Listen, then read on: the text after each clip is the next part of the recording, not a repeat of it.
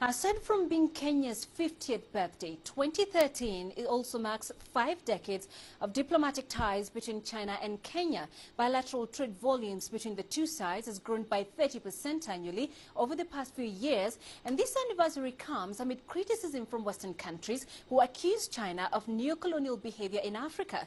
To examine the perceptions of Sino-African diplomatic and commercial ties, CCTV's senior journalist Yang Rui spoke to Kenya's Foreign Affairs Minister Amina Mohamed.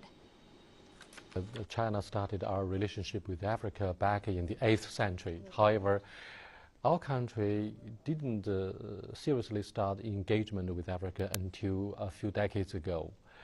And yet, the growing influence of China has been criticized by Western media. And they say this is a practice of neo-colonialism in your country. What do you think of the accusation? I think that the accusation is misplaced.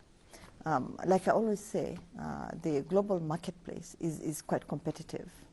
It is also quite small.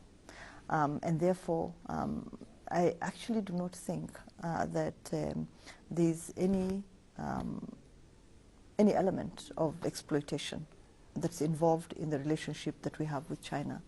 I think it's a relationship of respect, of partnership. I think in many cases, actually Chinese companies win contracts fairly over everybody else in our countries, and they are able to execute these contracts well in the shortest time period, and that's why it has become quite, I think, fashionable and trendy for African governments to allow as many Chinese companies as we have today in Africa. Yes, indeed, China has successfully established its formidable economic presence in Africa.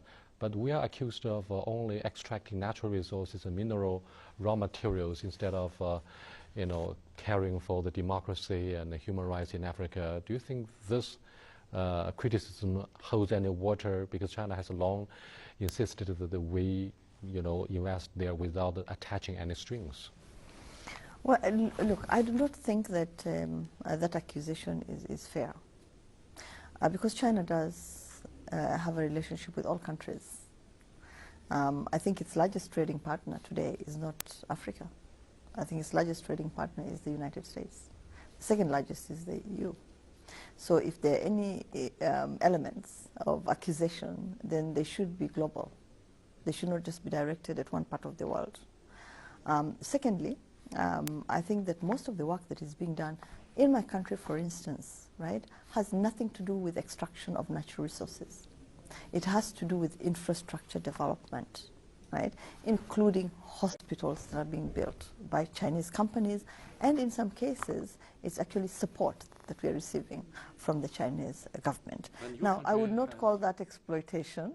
I would not even, I mean, if you care about my human rights, you'll care about my rights to health, accessible and affordable health services.